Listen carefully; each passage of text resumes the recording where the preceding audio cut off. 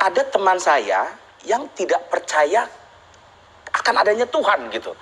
Nah, bagaimana bisa menjelaskan? Karena kalau kita berbicara dengan teman-teman yang logis, biasanya terjadinya kepada debat gitu, dan debat kembali kepada rasional.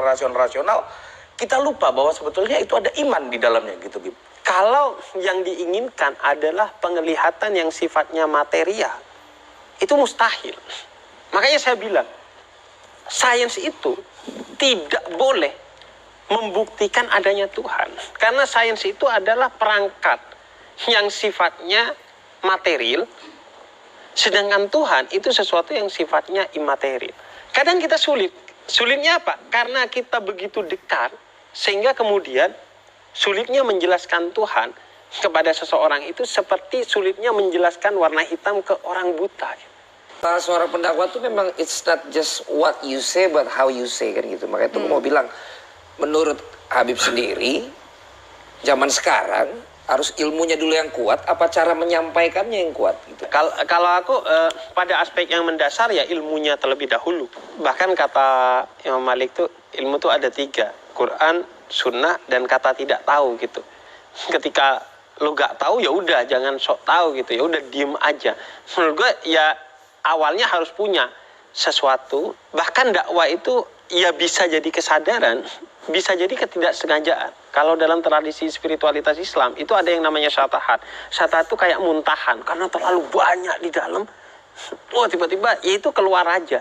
Nah, saya dulu ya begitu aja sebenarnya, tidak ada niatan untuk kemudian berdakwah, hanya mengaktualisasikan apa yang ada di kepala saya. Tapi justru tantangannya bagaimana kemudian kita mendakwai diri kita sendiri dulu. Setelah kita keluarin banyak nih, kadang kita kemudian lupa untuk masukin lagi input ke diri kita. Jadi orang-orang pintar itu kan kadang problemnya adalah ego. Mereka berada di menara gading, mampu untuk turun tapi gak mau. Makanya ketika saya ngajakin pemuda tersesat dengan pembahasan yang remeh-remeh itu teman-teman filsafat saya S1 itu protes di grup WhatsApp. Makanya ciri hidup bahagia itu grup WhatsApp-nya sedikit memang. Oke. Iya. Oke, dan bahas yang hal-hal remeh gini. Padahal bagi saya itu justru puncak kebijaksanaan saya. Filosof itu begitu seharusnya. Iya, kurangi grup WhatsApp, bukan logout WhatsApp ya. Dan media sosial itu ya alat yang bebas nilai, tergantung bagaimana kita menggunakannya kan. Tapi bahwa kita harus sedikit membatasi dengan media sosial, iya. Saya rasa ya, asalkan dia bisa mempertanggungjawabkan kenapa dia mengambil posisi itu, fine-fine aja. Misalnya soal musik, karena kita diajarkan dalam Islam bahwa terkait hal-hal yang sifatnya khilafiyah, terjadi perbedaan di antara para ulama, kamu itu jangan mempatenkan. Seolah-olah, oh kalau musik kamu halalkan berarti kamu itu bermasalah. Enggak, silakan. Dan bagi saya, musik yang haram itu adalah suara sendok dan garpu seseorang tapi tetangganya kelaparan. Saya singkat saja, Bib. Bagaimana dengan teman-teman saya yang menyarankan nanti aja tobatnya pas udah tua? Saya punya bayangan bahwa masa lalu itu milik sejarah, masa depan itu milik Tuhan. Yang milik kita itu detik ini. Kita gak bisa memastikan bahwa oh nanti aja tobatnya. Nanti itu bukan milik kita, itu milik Tuhan gitu. Kenapa Anda sok-sokan sekali seolah-olah Anda akan hidup sampai nanti gitu. Orang yang membayangkan tobatnya nanti aja, itu sombong sekali, seolah-olah dia tahu bahwa umurnya dia akan sampai. Padahal sepersekian detik setelah dia ngomong gitu belum tentu dia masih hidup gitu. Jadi kalau tobat harus sekarang juga gitu ya, Bib? Iya, satu hal yang harus disegerakan karena memang kita gak punya kuasa akan waktu. Yuk kita segera bertobat, teman-teman. Baik. Giliran saya dong yang nanya, satu aja pertanyaan. Baik, silakan. Kalian kapan login? Insya Allah. Insya Allah.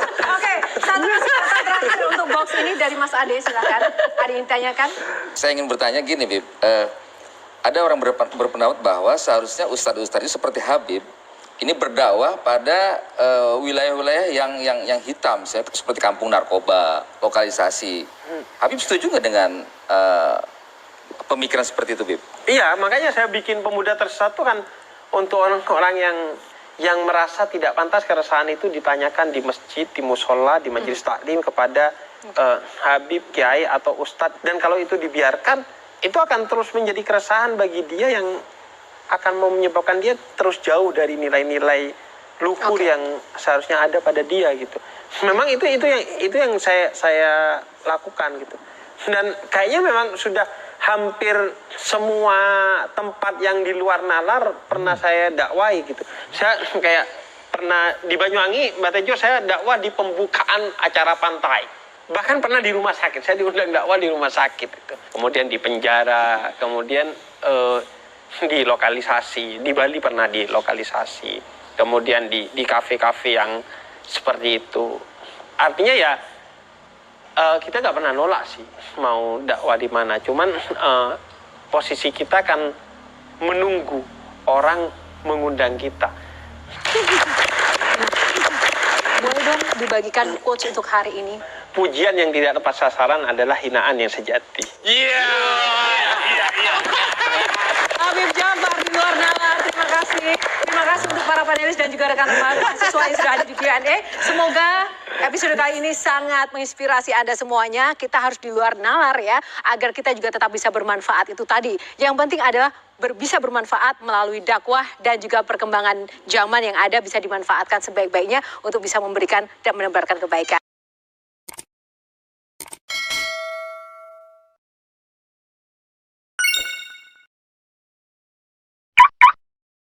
Thank you.